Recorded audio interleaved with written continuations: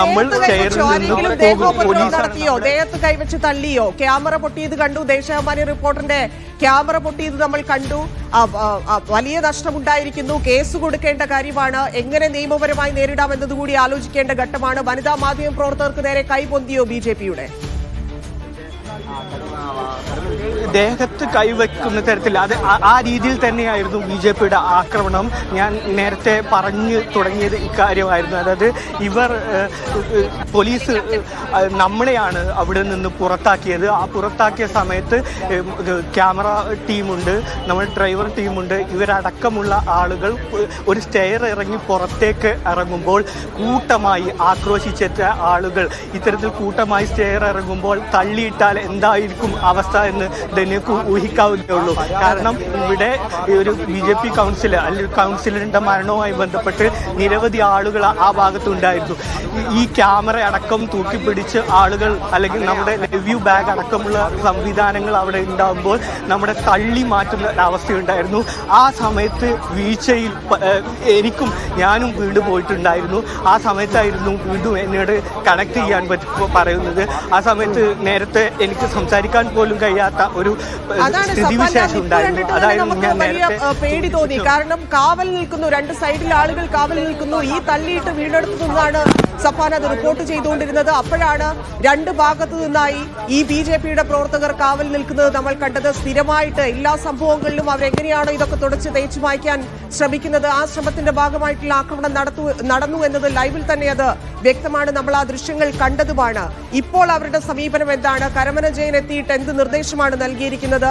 എന്ത് അന്വേഷിക്കാം? എന്ത് രീതിയിൽ മുന്നോട്ട്? ഇപ്പൊ നമുക്ക് മനസ്സിലാവും, നമുക്ക് മനുഷ്യത്വമുണ്ട്, ഒരാൾ മരിച്ചു കിടക്കുന്നു, പക്ഷേ അത് പാർട്ടിക്കെതിരെ ആരോപണം ഉന്നയിച്ചിട്ടാണ് മരിച്ചു കിടക്കുന്നത് എന്നൊരു യാഥാർത്ഥ്യം അവിടെ ഉണ്ടെങ്കിലും ആ മരണത്തിന് ശേഷം ഇല്ലെങ്കിൽ അതിന്റെ സംസ്കാരവുമായി ബന്ധപ്പെട്ട മറ്റു കാര്യങ്ങൾക്ക് ശേഷം ഒരു നടപടി ഉണ്ടായാൽ പോരാ. എന്താണ് BJP ഈ കാര്യത്തിൽ എന്ത് അന്വേഷിക്കുമെന്നാണ് കരമന ജയൻ പറഞ്ഞത്? നമ്മളിവിടെ എത്തുന്നത് പ്രാഥമിക വിവരങ്ങൾ ലഭിച്ച് നമ്മളിവിടെ എത്തുമ്പോൾ മീഡിയ വൺ ഈ വിഷയത്തിൽ റിപ്പോർട്ട് ചെയ്യുന്നത് കേവല പ്രാഥമിക വിവരങ്ങൾ മാത്രമാണ്. പിന്നീട് അടുത്ത ബുള്ളറ്റിനിലേക്ക് വരുമ്പോഴാണ് ഇതുമായി ബന്ധപ്പെട്ടുള്ള പോലീസുമായി ബന്ധപ്പെട്ടുള്ള സോഴ്സുകൾ വളരെ സംയമനത്തോടു കൂടി ഒരു മരണ വീട് അല്ലെങ്കിൽ മരണസ്ഥലത്തിന് എങ്ങനെയാണോ നമുക്ക് റിപ്പോർട്ട് ചെയ്യേണ്ടത് ആ ഒരു അവധാനത്തോടു കൂടി തന്നെയാണ് നമ്മൾ ഈ കാര്യങ്ങൾ കൈകാര്യം ചെയ്തത് എന്ന് അഭിമാനത്തോടെ തന്നെ എനിക്ക് പറയാൻ കഴിയും. ആ ഒരു സമയത്ത് നമ്മൾ ആദ്യം ഈ പുറത്ത് നിന്ന് ഒരാളുടെ പ്രതികരണത്തിനൊക്കെ അപ്പുറത്തേക്ക് മറ്റുള്ള കാര്യങ്ങൾ അന്വേഷിക്കാനോ അല്ലെങ്കിൽ മറ്റുള്ള ആളുകൾക്ക് മുന്നിൽ മൈക്ക് വെക്കാനോ അത്തരത്തിൽ കാര്യങ്ങൾക്ക് പോലും നമ്മൾ ശ്രമിച്ചിട്ടില്ല. സ്വാഭാവികമായിട്ടും 12 മണി ബുള്ളറ്റിനിൽ നമ്മുടെ ആദ്യ വാർത്ത എന്ന നിലയിൽ ഇത് ലൈവ് നിൽക്കുമ്പോൾ ഈ സംഭവ സ്ഥലത്ത് നിന്ന്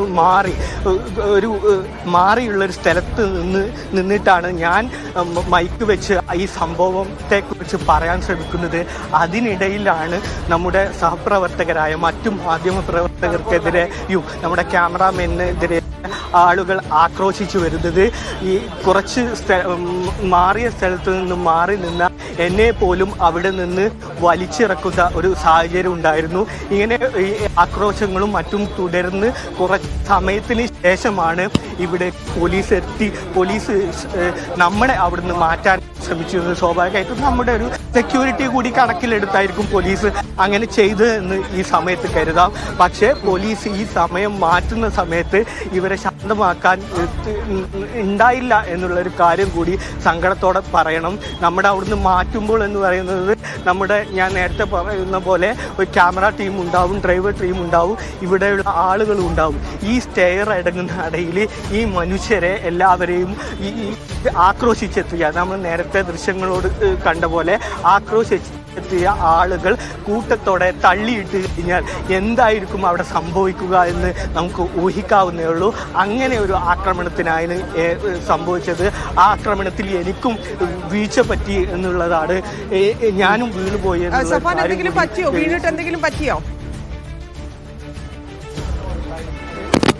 എനിക്ക് കാര്യമായ പരിക്കുകളൊന്നുമില്ല. പക്ഷെ പരിക്ക് നമ്മുടെ സഹപ്രവർത്തകരായ ആളുകൾക്ക് കൃത്യമായി മുറിവ് പറ്റിയ നേരത്തെ സൂചിപ്പിച്ചതുപോലെ ക്യാമറ നശിപ്പിക്കുന്ന ഒരു അവസ്ഥയുണ്ടായി. മാനിയുടെ ഫോട്ടോഗ്രാഫറുടെ ക്യാമറ ഇത്തരത്തിൽ കേടുവരുത്തി ന്യൂസ് 18ന്റെ മൈക്ക് അവരുടെ ക്യാമറമാനെ ആക്രമിക്കുന്ന സ്ഥിതിവിശേഷമായി. ഇതിനൊക്കെ ഈ BJP പ്രസിഡന്റ് കരമൻ അടക്കമുള്ള ആളുകൾ അവിടെ ഉണ്ടാകുമ്പോഴായിരുന്നു ഈ ആക്രമണം ഇവിടെ നടന്നത് എന്നതാണ് ഏറ്റവും പ്രധാനപ്പെട്ട ഒരു കാര്യം. അദ്ദേഹത്തോട് ഈ കാര്യം ചോദിക്കുമ്പോൾ ഇത് കേവലമായി അന്വേഷിക്കാം എന്നുള്ളൊരു തണുപ്പൻ മട്ടിലുള്ള മറുപടി മാത്രം പറഞ്ഞ് ഒഴിഞ്ഞു മാറുകയാണ് ധന്യ ചെയ്യുന്നത്. അതാണ് അനിലിന്റെ മരണവുമായി ബന്ധപ്പെട്ട് ആത്മഹത്യയുമായി ബന്ധപ്പെട്ടുണ്ടായിരിക്കുന്ന പ്രശ്നങ്ങളാണിത്. അതിൽ ആത്മഹത്യാക്കുറിപ്പിൽ പരാമർശിച്ചിരിക്കുന്ന ചില കാര്യങ്ങളിൽ മാധ്യമപ്രവർത്തകർ റിപ്പോർട്ട് ചെയ്യുന്നതിനിടയിലാണ് മാധ്യമപ്രവർത്തകർക്ക് നേരെ BJP ആക്രമണം നടത്തിയിരിക്കുന്നത്, ആക്രോശിക്കുന്നത് നമ്മൾ കണ്ടു. ആദ്യമേ ശബ്ദമുയർത്തി തുടങ്ങിയതാണ്, പിന്നീട് ദേഹോപദ്രവത്തിലേക്ക് കാര്യങ്ങൾ എത്തിയത്, അവിടെ നിന്ന് തള്ളിവിടുന്നതിലേക്ക് എത്തിയിരിക്കുന്നത്.